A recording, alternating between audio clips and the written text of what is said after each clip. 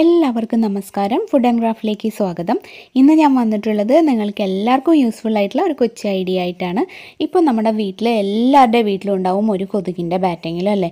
കുറച്ച് നാളൊക്കെ യൂസ് ചെയ്ത് കഴിയുമ്പോൾ ആ ബാറ്റ് കേടാവും. പിന്നെ ചിലപ്പോൾ ശരിയാക്കിയാൽ നിൽക്കും. പിന്നെ അല്ലെങ്കിൽ ഒരു രക്ഷയില്ല, അത് നമ്മൾ കളയല്ലാണ്ട് വേറെ വഴിയൊന്നുമില്ല. അപ്പോൾ ആ സമയത്ത് നമ്മൾ ഇത്ര വിലയൊക്കെ കൊടുത്ത് വാങ്ങിച്ചതല്ലേ ബാറ്റ്, അപ്പോൾ അത് വെറുതെ അങ്ങനെ കളഞ്ഞാൽ ശരിയാവില്ലല്ലോ. അപ്പോൾ അതിനൊരു റീയൂസ് ഐഡിയ ആണ് ഇന്ന് ഞാൻ നിങ്ങൾക്ക് ഷെയർ ചെയ്യുന്നത്. നിങ്ങൾക്ക് എല്ലാവർക്കും ഇഷ്ടമാവും, എല്ലാവർക്കും ചെയ്യാൻ പറ്റുന്ന സിമ്പിളായിട്ടുള്ള രീതിയിലാണ് ഞാനിത് ചെയ്തിട്ടുള്ളത്. അപ്പോൾ ഇതെങ്ങനെയാണ് ചെയ്യുന്നതെന്ന് നോക്കാം. ഇതിപ്പോൾ കുറേ നാളായിട്ട് ഇതേ ഇങ്ങനെ കേടായിട്ടിരിക്കുന്ന ഒരു ബാറ്റാണ്. ഞാനിപ്പോൾ ഇതിനൊരു ഐഡിയ മനസ്സിൽ തോന്നിയപ്പോൾ എന്നാൽ പിന്നെ അത് ഷൂട്ട് ചെയ്യാമെന്ന് വിചാരിച്ചു. അങ്ങനെയാണ് ഇതിപ്പോൾ എടുത്തത്. ആദ്യം നമുക്ക് ഈ നെറ്റിൻ്റെ ഭാഗം ഒന്ന് കവർ ചെയ്യണം. അതിന് വേണ്ടിയിട്ട് ഞാനിപ്പോൾ ഒരു കട്ടിയുള്ള പേപ്പറാണ് എടുക്കുന്നത്. ഇതൊരു സിൽവർ കളറിലുള്ള ഒരു ചാർട്ട് പേപ്പർ പോലത്തെ ചെറുത്, ഒരു A4 സൈസിലുള്ള പേപ്പറാണ്. നിങ്ങളുടെ കയ്യിൽ ഇതില്ലെങ്കിൽ ചാർട്ട് പേപ്പറിൽ നല്ല കളർ ഉണ്ടെങ്കിൽ അതായാലും മതി. നമ്മുടെ കുട്ടികളുടെയൊക്കെ കളറിങ് ബുക്കിൻ്റെയൊക്കെ ചട്ട ഉണ്ടാവില്ലേ, അതും ചില സമയത്ത് നല്ല മിക്കി മൗസിൻ്റെയൊക്കെ നല്ല ഡിസൈനായിട്ടുണ്ടാവും, വലിയ ബുക്കുകളുണ്ടാവും. അപ്പോൾ അതിൻ്റെയൊക്കെ പീസായാലും മതി. അങ്ങനെ നിങ്ങൾക്ക് ഏതാണ് ഐഡിയ തോന്നുന്നതെന്ന് വെച്ചാൽ അതുപോലെ ഒരു കട്ടിയുള്ള പേപ്പർ എടുക്കുക. എന്നിട്ട് നമുക്കിത് കറക്റ്റ് അതിൻ്റെ ഉള്ളിൽ ഫിറ്റ് ആവുന്ന രീതിയിൽ ഒന്ന് കട്ട് ചെയ്യണം. ഞാൻ ചെയ്യുന്ന പോലെ പേപ്പർ ഇങ്ങനെ ബാറ്റിൻ്റെ മുകളിൽ വെച്ചിട്ട് ജസ്റ്റ് ഒന്നിങ്ങനെ പ്രസ് ചെയ്ത് കൊടുത്താൽ മതി. അപ്പോൾ ആ ഒരു ലൈൻ കറക്റ്റ് ഇങ്ങനെ അതിലോട്ട് വരും. നമ്മൾ ട്രേസ് ചെയ്യുന്നതിൻ്റെയൊക്കെ ഒരു വേറെ രീതി.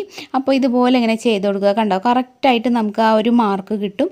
എന്നിട്ട് നമുക്കത് സിസർ വെച്ചിട്ട് കട്ട് ചെയ്തെടുക്കണം.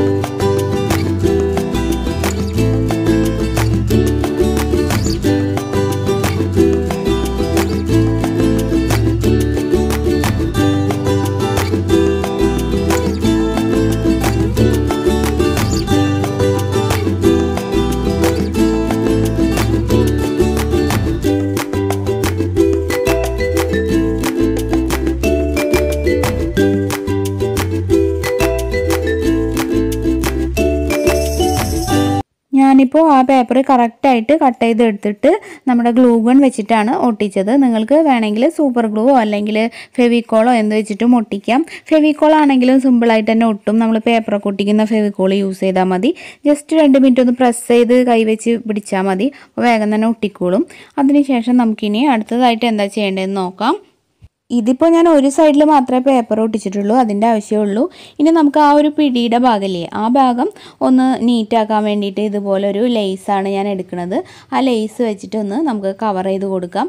ജസ്റ്റ് ആ സ്റ്റാർട്ടിങ്ങിൽ ഒന്ന് പശ തയ്ച്ച് കൊടുക്കുക. പിന്നെ എല്ലാ സ്റ്റെപ്പിലും നമുക്ക് പശ തയ്ക്കേണ്ട, ഇടയ്ക്ക് മാത്രം ജസ്റ്റ് ഒന്ന് പശ അപ്ലൈ ചെയ്താൽ മതി. ഞാനിപ്പോൾ ഗ്ലൂ ഗൺ ഉള്ളതുകൊണ്ട് അത് യൂസ് ചെയ്യുന്നേ ഉള്ളൂ. നിങ്ങൾക്ക് വേണമെങ്കിൽ സൂപ്പർ ഗ്ലൂ അല്ലെങ്കിൽ ഞാൻ പറഞ്ഞല്ലോ ഫെവിക്കോളൊക്കെ വെച്ചിട്ട് നമുക്ക് ഇങ്ങനെ ഒട്ടിക്കാം. ഇങ്ങനെ റോൾ ചെയ്ത് എടുക്കുകയാണ് വേണ്ടത്.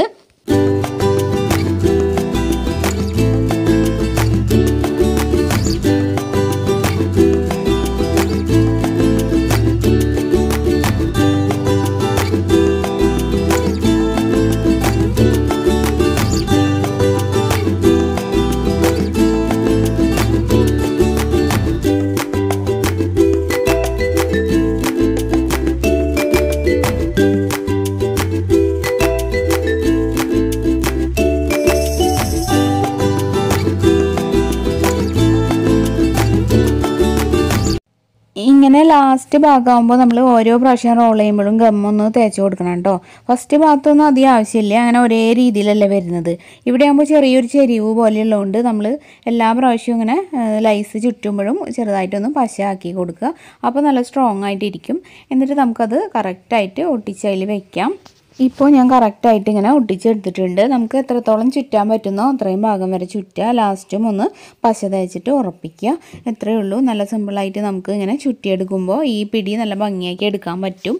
ഇനി അടുത്ത സ്റ്റെപ്പ്, നമ്മൾ ഇതിൻ്റെ ആ ഒരു ഫ്രെയിമില്ലേ, ചുറ്റുപാടും വരുന്ന ആ ഒരു ഫ്രെയിമിന് നല്ലൊരു കളർ കൊടുക്കാം. നമുക്ക് ഫാബ്രിക് പെയിൻറ്റിൻ്റെ പിങ്ക് കളറാണ് ഞാനിപ്പോൾ യൂസ് ചെയ്യുന്നത്.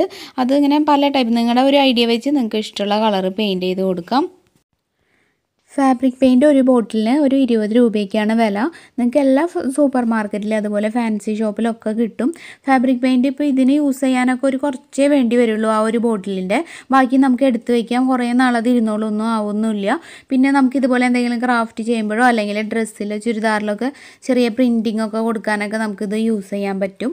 നല്ല ഭംഗിയായിട്ട് നമുക്ക് ചെയ്തെടുക്കാവുന്നതേ ഉള്ളൂ. പിന്നെ ഫാബ്രിക് പെയിൻറ്റ് ഇങ്ങനെ ഉണങ്ങുന്ന വരെ നമുക്ക് തുടച്ചൊക്കെ കഴിഞ്ഞാൽ പോവും. ഇപ്പോൾ ഈ ബാറ്റിൻ്റെ തുണിയൊക്കെ സൈഡിലേക്ക് ആയാലും പ്രശ്നമില്ല. നമുക്കത് ജസ്റ്റ് ഒന്ന് തുണി നനച്ചിട്ട് തുടച്ചാൽ മതി. പിന്നെ ഉണങ്ങി കഴിയുമ്പോഴാണ് അത് കറക്റ്റ് ഇങ്ങനെ സ്റ്റിക്ക് ആവുള്ളൂ. ഇപ്പോൾ ഞാനിത് പെയിൻറ്റ് ചെയ്ത് എടുത്തിട്ടുണ്ട്. ഇനി നമുക്ക് കുറച്ച് സമയം ഇത് ഉണങ്ങാനായിട്ട് വെയിറ്റ് ചെയ്യാം. ഇപ്പോൾ ഇത് ഉണങ്ങിയിട്ടുണ്ട്. ഇനി നിങ്ങളുടെ ഐഡിയ അനുസരിച്ച് ഇതുപോലെ ഷെല്ലോ എന്തെങ്കിലുമൊക്കെ വെച്ചിട്ടൊന്ന് ഡെക്കറേറ്റ് ചെയ്യുക.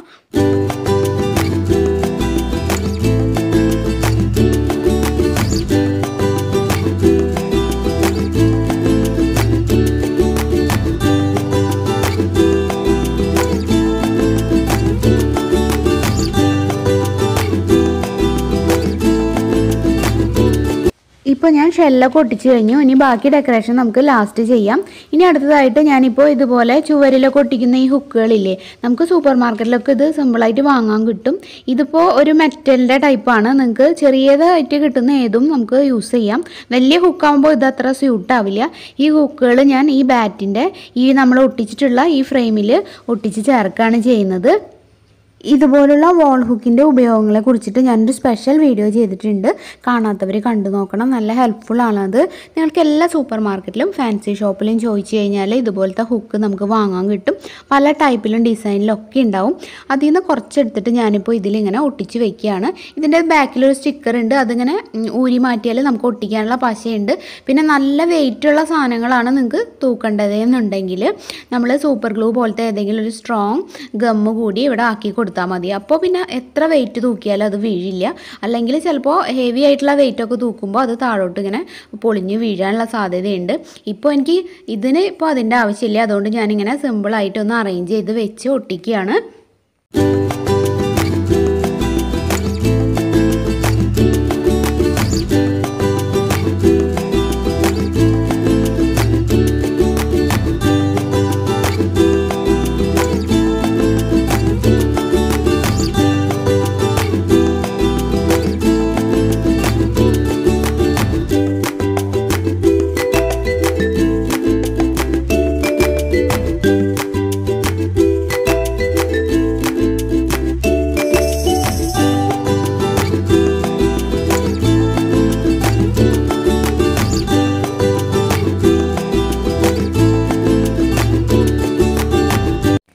നമ്മുടെ കീ ഹോൾഡർ ഇവിടെ തയ്യാറായിട്ടുണ്ട്. നമുക്ക് എത്ര ചാവി വേണമെങ്കിലും ഇതിൽ തൂക്കിയിടാം.